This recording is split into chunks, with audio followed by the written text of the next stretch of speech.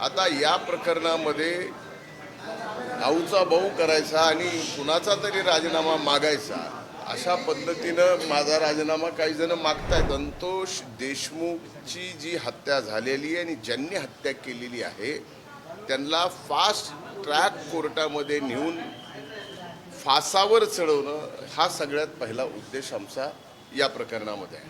कुठल्याही प्रकारचा प्रभाव मी मंत्री म्हणून राहून होऊ शकत नाही. म्हणूनच या ठिकाणी CID, SIT आणि न्यायालयीन ह्या तिन्ही प्रकारच्या चौकशा या ठिकाणी चालू आहेत. रोहित पवार ट्विट करत आहे, तुमच्यावर आरोप होतोय की बीड पोलिसांनी काही पलंग मागवलेले आहेत. हे पलंग नेमकी आत्ताची गरज का आहे? एक लक्षात घ्या, एकंदरच या बाबतीत पोलीस प्रशासनाने स्टेटमेंट दिलेलं आहे की हे पूर्वीच ज्या खाता मागवल्या होत्या त्या पूर्वीच मागवलेल्या आहेत. हे काही ही घटना घडल्यानंतर किंवा घटना घडायच्या नंतर किंवा आरोपी अटक होणार आहेत त्यावेळेस काही केलेलं नाही, तर त्याच्या अगोदरच त्यांनी त्या खाट मागवल्या असं पोलीस प्रशासनाने त्यांच्या स्टेटमेंटमध्ये अतिशय सुस्पष्टपणाने सांगितलेलं आहे. दररोज सगळ्या गोष्टीमध्ये राजीनामा द्यावा अशी वारंवार मागणी केली जाते. काय खरंच अशा स्वरूपाची एक मुद्दा असा आहे की मी राजीनामा द्यावा तर का द्यावा याचं काहीतरी कारण लागेल. या कुठल्याही प्रकरणामध्ये मी ना आरोपी आहे ना माझा या प्रकरणाशी कुठलाही अर्थार्थी संबंध आहे.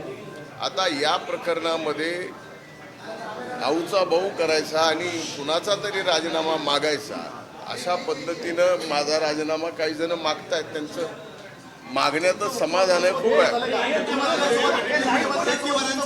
वडेट्टीवारांचं वादग्रस्त वक्तव्य आहे की छोट्या आकाला कुठेतरी एन्काउंटर केलं जाऊ शकतो मोठ्या आकाला वाचवण्यासाठी, त्यामुळे छोट्या आकाला वाचवण्याची गरज आहे असं ते बोलतात. नाही, तसे माननीय विजय वडेट्टीवार बोलायला हुशार आहेत, पण अशा पद्धतीचं छोटा आका आणि मोठा आका हे पहिल्यांदाच तुमची सर्वांची भाषा मी आज ऐकतोय का कुणाचा एन्काउंटर आणि कुणाचा काय, हे अशा गोष्टी नाही आहेत.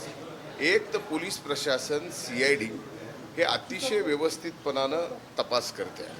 आमच्या दृष्टीनं दिवंगत संतोष देशमुखची जी हत्या झालेली आहे आणि ज्यांनी हत्या केलेली आहे त्यांना फास्ट ट्रॅक कोर्टामध्ये नेऊन फासावर चढवणं हा सगळ्यात पहिला उद्देश आमचा या प्रकरणामध्ये आहे. त्यामुळं कुणी काय बोलावं आणि कुणाचं काय होणार आणि काय नाही याला काही अर्थ नाही. मुळात एक मुळामध्ये या प्रकरणात या ठिकाणी फास्ट ट्रॅकमध्ये गेलं पाहिजे ही मागणी मी पहिल्यांदा केली आणि ही नागपूरच्या अधिवेशनात केली. त्यामुळं लगेचच चार्जशीट या ठिकाणी राहिलेले जे काय आरोपी आहेत ते अटक करून लगेचच चार्जशीट दाखल करावी आणि फास्ट ट्रॅक कोर्टामध्ये या हत्येकरांना फाशीची शिक्षा मिळावी.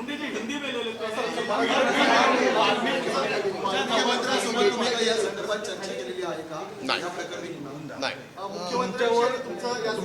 तुमच्याकडे एक व्यक्तिगत वाल्मिक कराड आणि तुमचे जे जवळचे संबंध आहेत, जर तुम्ही मंत्री म्हणून राहिला तर या तपासावरती दबाव येऊ शकतो असं विरोधकांचं म्हणणं आहे.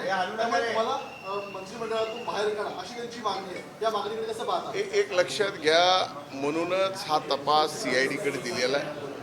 हा तपास न्यायालयीन पण होणार आहे. त्यामुळं त्या तपासाशी कुठल्याही प्रकारचा प्रभाव मी मंत्री म्हणून राहून होऊ शकत नाही. म्हणूनच या ठिकाणी CID, SIT आणि न्यायालयीन ह्या तिन्ही प्रकारच्या चौकशा या ठिकाणी चालू आहेत. पालकमंत्री करू नये म्हणून या सगळ्या गोष्टी घडत आहेत का? एक लक्षात घ्या, याच्यात का घडतं हे आम्हाला कळण्यापेक्षा माध्यमांना जास्त अगोदर कळतं.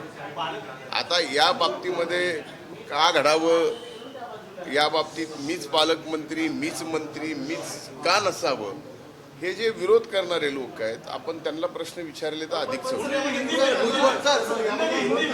सर्वपक्षीय आमदार एकवटतात, त्याचं नेमकं मुख्य कारण काय? एक लक्षात घ्या की सर्वपक्षीय आमदारांनी एकवटावं, या हे एकवटणं एका निर्गुण हत्येच्या बाबतीमध्ये झालेलं आहे. त्यामुळे ते काही चुकीचं झालं असं मला म्हणता येत नाही, कारण ती घटना अतिशय दुर्दैवी आहे. आणि त्या घटनेमध्ये जे जे कोण दोषी असतील त्यांना फाशी व्हावी हीच भूमिका तिथं सर्वांची नाही.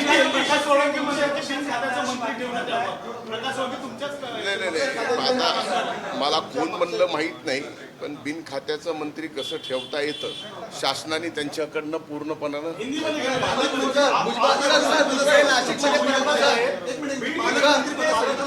सर्वपक्षीय आमदार म्हणतात की मुख्यमंत्री किंवा अजितदादांनी बीडचं पालकमंत्रीपद घ्यावं. या बाबतीत जे निर्णय घेतील ते आमचे नेते आदरणीय अजितदादा घेतील.